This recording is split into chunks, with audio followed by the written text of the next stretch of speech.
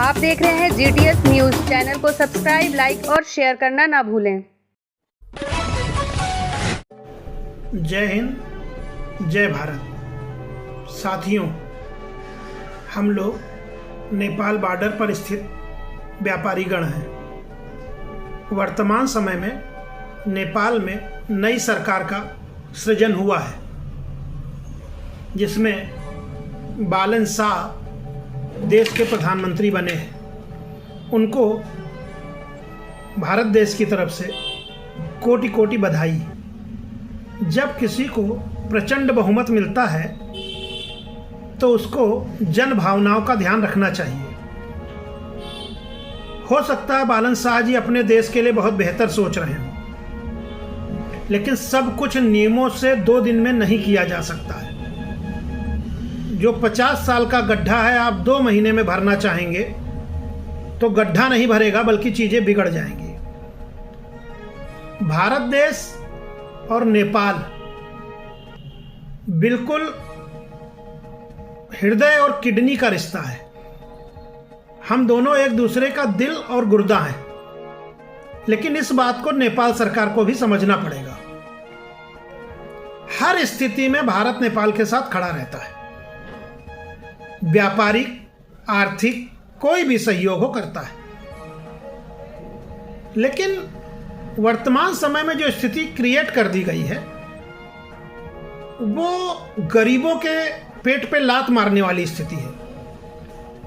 या तो वो सरकार समझ नहीं पा रही है क्या कर रही है, और या वो हाईलाइट होना चाहते हैं। छोटे छोटे दुकानदारों का, छोटे छोटे घरेलू सामानों का रोकने का कोई औचित्य नहीं है, और उन्हें रोकना भी नहीं चाहिए।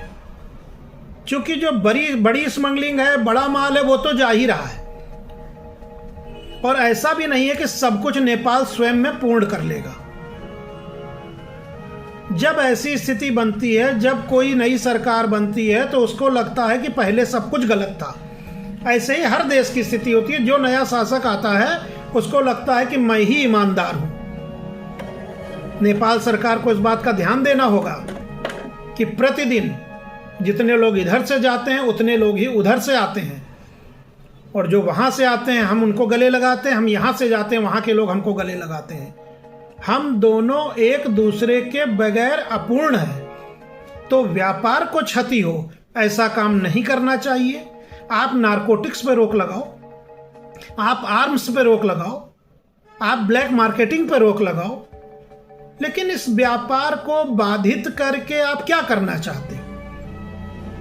हमारी गाड़ियां जाती हैं, उसका हमको कागज बनवाना पड़ता है। आपकी गाड़ियां आती हैं, उसको हम कागज बनाने के हमारी सरकार बाध्य नहीं करती है। हमारे लोगों की 10 जगह चेकिंग होती है, वहां के लोगों की कोई चेकिंग नहीं होती है। पूरा सम्मान का भाव है। किंतु छोटे छोटे मुद्दों को लेकर के अपने आप को हाईलाइट करने के चक्कर में व्यापारियों का अहित करना या दोनों देश की जनताओं का अहित करना आपकी ही छवि को गिराएगा। अगर आप जीत के आए हैं, तो आपको चाहिए कि आप जनता के मन की भावना समझें। अगर आपको लगता है कि छोटे छोटे व्यापारियों को या छोटे छोटे लोगों को या रोजमर्रा के सामान लाने वालों को परेशान करके आपका राजस्व भर जाएगा, तो आप पूरी तरीके से गलतफहमी में हैं। आपको चाहिए कि आप इन सब चीज़ों का छूट दें। जो सही तरीके से जा रहा है सामान, उसको जाने दें। जो लोग रोज़मर्रा का सामान लेने इधर और उधर से आते हैं, उनको जाने दें। आप बड़ी चीज़ों पे, जो भी चीज़ें आपके ट्रकों से जा रही, उससे आपको राजस्व मिल रहा है, उससे आपका भंसार बन रहा है। आप हिंदुस्तान से और व्यापार बढ़ाइए, एक दोनों के देश आपस में मिलकर बात करिए, उससे आपका राजस्व भी बढ़ेगा, आपका संबंध भी अच्छा होगा और आपकी छवि भी बनेगी। जिस तरीके से आप आए, आपका पूरे विश्व में भारत ने सम्मान सबसे ज़्यादा किया, आपकी हर जगह वाहवाही हुई, वो कमज़ोर हो रही है। हो सकता है हमारा संदेश आप तक पहुँचे, हो सकता है हमारा संदेश आप तक न पहुँचे, लेकिन फिर मैं नेपाल सरकार से कहूँगा कि हम दोनों एक दूसरे के बगैर पूर्ण नहीं हैं।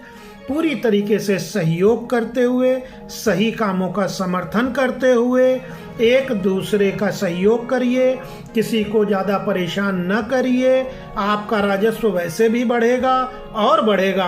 भारत से आपके संबंध बहुत मधुर रहे हैं। उन संबंधों को मधुर बनाए रखने के लिए दोनों देश की जनता का खुश होना भी बहुत ज़रूरी है।